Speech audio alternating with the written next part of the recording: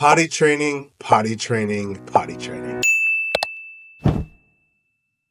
In today's Parent Empowerment Coaching FAQ, we're going to talk about the subject that none of us really honestly want to do or talk about. If anyone wants to be an online virtual potty training expert and you can guarantee that kids can be potty trained with a click of a finger, you'll be an automatic billionaire. Get this question a lot. How do I potty train my special needs child? And of course, it is a challenge. So make no mistake about it. There's two big roadblocks. One, it's gross. And I think our reality of we got to deal with shit really kind of helps that it demotivates us. We push it off. But we have to realize how crucial it is to try to potty train your child as early as possible.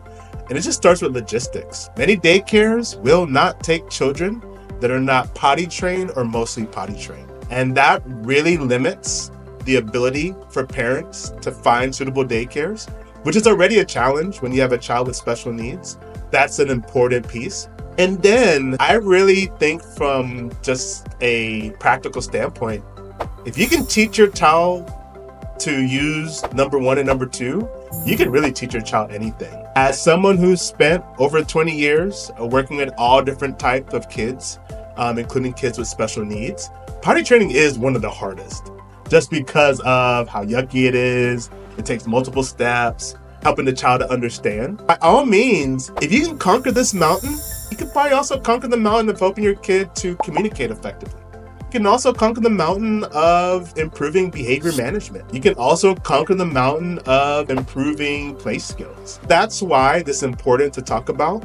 So let me give you some pillars, some kind of outline. And the first one is, in order to be good at potty training, you have to take some baseline data. So what baseline data is you kind of need to know when your kid goes number one and number two. You can't be guessing. I highly encourage pull out a potty training sheet. You can find many of them online, and it's just very time-based. To check your child every 30 minutes for up to 2 weeks. Sometimes you can get 1 week and you might find a pattern.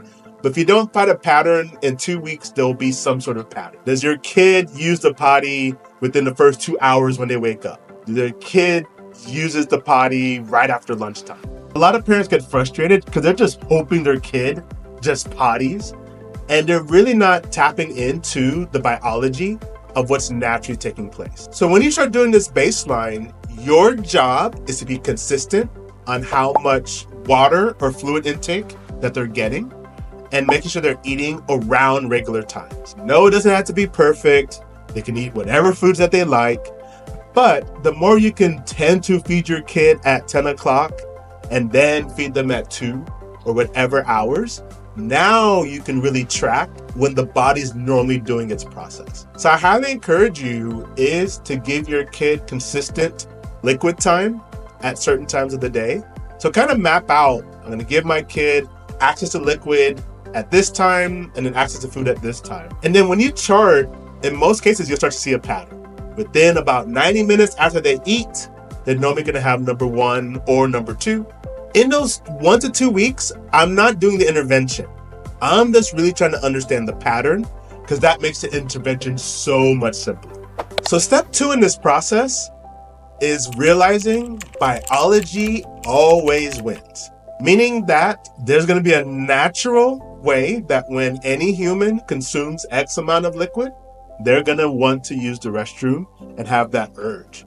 So many times we're kind of sitting kids on the potty and they have no urge. The kid doesn't know why they're there. So that creates all this behavior, all this confusion. So the more I can really sit my kid within the window that they normally go potty, I can build that direct correlation of how their stomach is feeling, and of course, what to do with that. And I think that's the challenge. Using the restroom is an internal mechanism.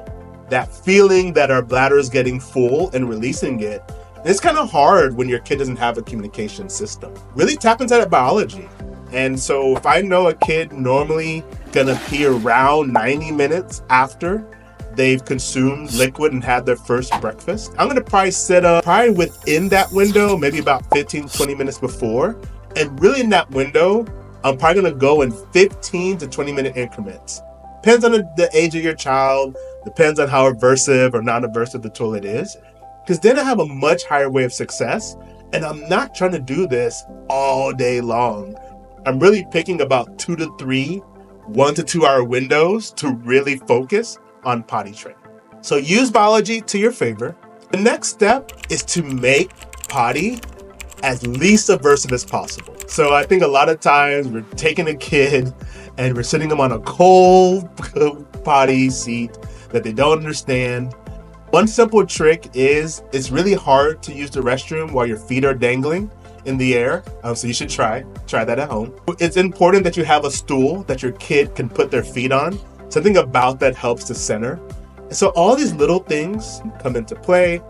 And this is where it's okay to play music. It depends on the child. It's okay that they could play a little bit of iPad, although I prefer them to kind of focus to use the restroom and get out of there.